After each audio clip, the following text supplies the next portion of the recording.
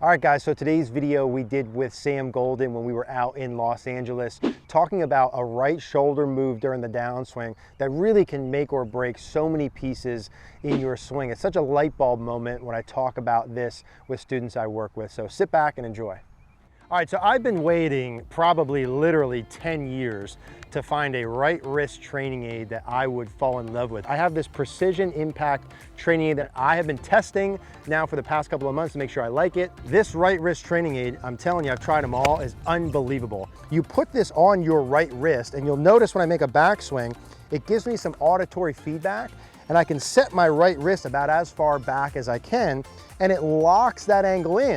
And it enables you to create the right wrist bend during the backswing, and also because of this little ball here, I can go up and down when I do it. It's absolutely freaking brilliant, and I've been using this a lot. It's gonna help your impact a ton. You go down below, you click the little link down there for Precision Pro, and you grab one of these. I'm telling you, you're gonna love it. There's a little coupon code in there, you get 20 bucks off. Keeping the right wrist bent back, okay, is the key.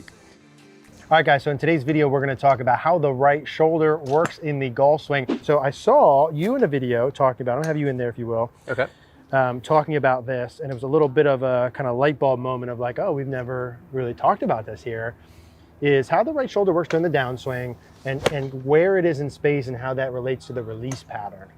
Yeah, okay, so... Softball that all, toss that all up there. Yeah, pretty easy, okay. Right? So, yeah, so the trail shoulder is gonna move differently depending on or based on what your club face is doing in the downswing. Yeah. And that's dependent on where it is at the top of your backswing too, right? So if at the top of your backswing, I would prefer, I think it's simpler to keep the club face as square to the arc as possible. Yeah. But if the club face gets open to the arc, then we know that coming down, the club face is gonna have to get squared somehow. So often when the club face is open, we see that rolling move, and that trail shoulder, or the right shoulder for me, ends up being pretty high.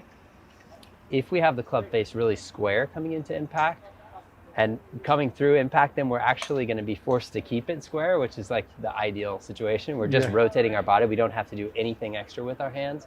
So if the club face is square coming down, when I go through impact, to maintain that square club face, I'm going to end up with a really low trail shoulder through impact and even beyond.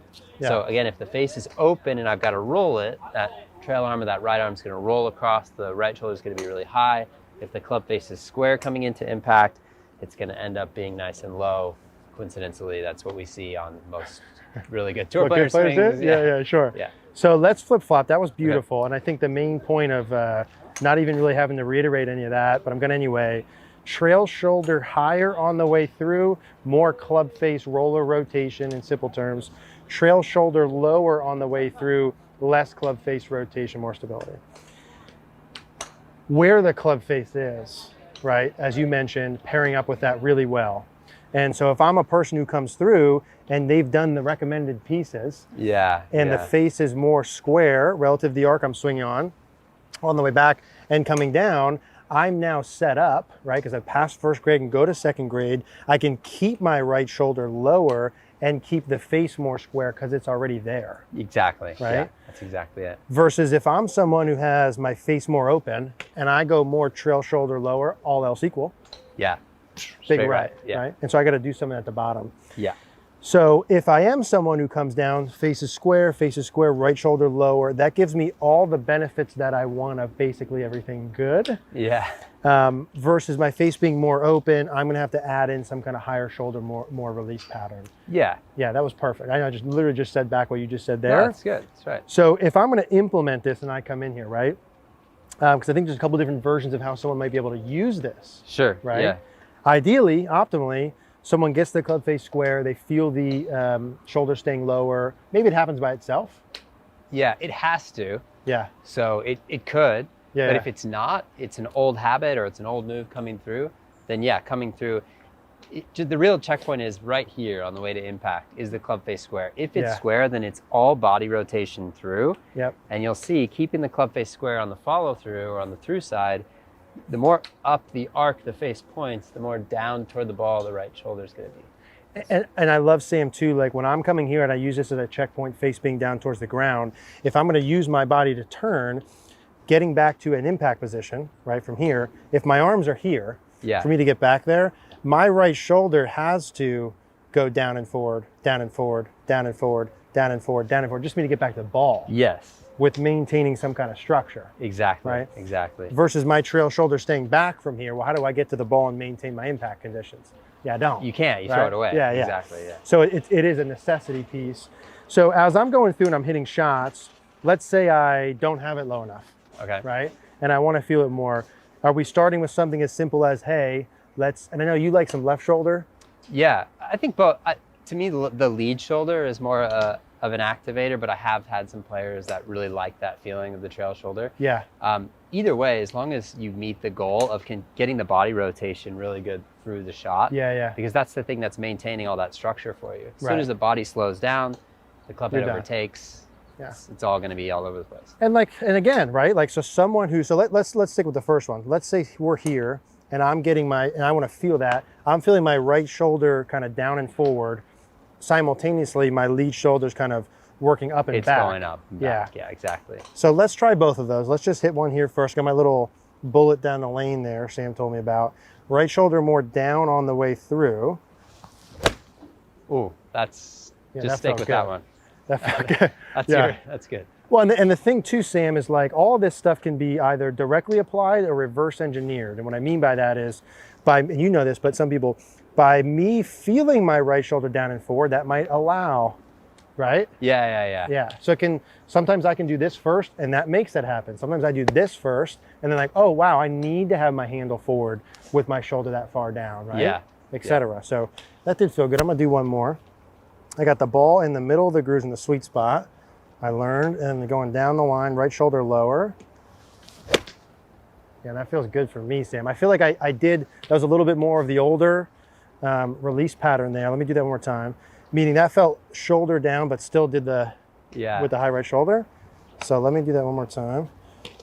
Because now I feel when I do that, it's really easy for me to just be neutral. Let's go ahead and do it. And for me, someone who hooks it, Sam, that would be something that I would watch for, right? Like for me, oof. Yeah, that was so better. Pure. Yeah. So like I will say for me as I do that, I hit hooks as my miss. Yeah. So me feeling my shoulder down, I feel like the face is more towards the sky, even though I know it was more here. Yeah. Because I normally roll too much. Yeah. So for me, that works. That's the feel, right? When the lower that trail shoulder gets, the more up at the sky the club face looks. Yeah, it's perfect. That's great. For somebody who hits hooks or who's really square already and seeing the club kind of overtake too much. It happens to me too. Yep. Just to hit a few shots and really feel the body rotation, really feel that club face look up at the sky. And that's coupled with that trail shoulder being really low. Face of the sky, trail shoulder low for the overtaking. That would be right up my alley. Ooh, yeah, it feels good, Sam. That was awesome. So let's say someone's on the opposite side of the spectrum. They say, Sam, I hate this idea. I want to open the face on the way back. Okay. Because I was told by my grandfather that I should open the door and close it. Yeah. And he said, that's cool, dude, no worries. But if you're going to open it then, right, I'm not going to be a wildly open with my right shoulder down with the face up towards the sky. There's a freeze moment to get everything back online. If the face is open back here, you've got to do like this move where you get to about right here before... Put the brakes on? Yeah, kind of put the brakes on. You have to get your arms back in front of you. Yeah. You have to get the club back in position before you can do that turn going through. I love that explanation. Yeah. Top. And that's so simple, but I don't think a lot of people think about it that way. If my face is out of position, I need to get my arms and hands back in front of my body. I'm not going to... Yeah, literally just to get back to the ball. Yeah. Right? And be able to square the club face up. And in with that, if I'm that person and you don't want to change the square thing, even though we just really like give a compelling reason why they should. It's simpler, yeah. It should be the way they do it. Then, okay, then you might feel less of the body turn, more arms in front. And again, even though it might not be the recommended model, this is what you want to do, maybe they feel a little bit of right shoulder higher to kind of close it, right? And so if someone wants to do that, okay, I'll feel the arms kind of coming down a little more, less body, face is a little more neutral. I got to adjust for that. And then maybe a little higher right shoulder, you know, kind of old school tiger draw type of thing. Yeah. So let's go higher right shoulder. I'm not even sure how to feel this. Maybe I'll get the face more open going back. So face open. That's the first bit. Yeah, you have to get the face open to then have to close it. Yeah, exactly. Face open, higher right shoulder. I'm not going to cheat it here. Yeah, and so like that's doable, right? That's probably like a 10 It's just a lot more curved. That's just I mean, to me, like the more the face is rotating on its way through the impact zone, the more out of control I feel. Yeah. I feel a lot more in control if the face is like lined up to my trajectory of my shot, and I can just turn and face is always really square to that intention. I really like that feel a lot. I'm gonna do one more of my, are not recommended. This is like a star, like don't do this. Face open, but then kind of a higher right shoulder. And when I do that and my right shoulder goes higher, naturally there's a want to kind of have like a more roll, like a overhand form type of look. Yeah. Right? Yeah. Tennis coach. So higher right shoulder, face more open, face open, high right shoulder. Yeah. Yeah, and so again, like doable, but which one of those do I want to take to go play and kind of throw my money on? I'll take the face more square. Well, I think what we talked about earlier is if you're really in tune with your intention or your ball flight, where you want the ball to go, if your club face is only lined up to that ball flight for the split second at impact, and then the second you take it away, it's off, and then you're going to come through and try to wrap it back around and line it up again. And for me, I'm lined up to that target. I want my face to look, you know, the same the whole time as I'm going back, going through, so I can really line that thing up again. Yeah. Versus if I'm lined up at the target address, ripping it open away from alignment, ripping it closed to try to line it up again. Like this doesn't make as much sense. I can't see it. Yeah. So well, and I really like that too. And for those, Sam was telling me a little bit before, just real quick before we wrap up, when we come down here, the sensations when I'm taking my setup, getting the ball in the sweet spot, which is such a different look for me. That looks like the face is way more tilted, and I love it. And I'm feeling right now like my club face and ball are pointed at my target. My hands are forward here, and I'm looking at my target. I'm kind of seeing the ball go in that line, and I'm feeling like the club face is kind of staying at the ball and at that target on the way back, and then kind of back right at it and back right through it. And I feel like when I'm doing this, I have a lot better control of my start line. Yeah, for sure. You should. Yeah, compared to north. So let me see if I can hit that 120 sign. This will be a walk-off shot right at it. Yeah, a little bit left, but solid strike, and I would certainly take that. So I love that. One of the few times, again, where you say something so simple and direct that I don't need to repeat it, but I repeat it anyway. Trail shoulder action, how that relates to the club face and release pattern.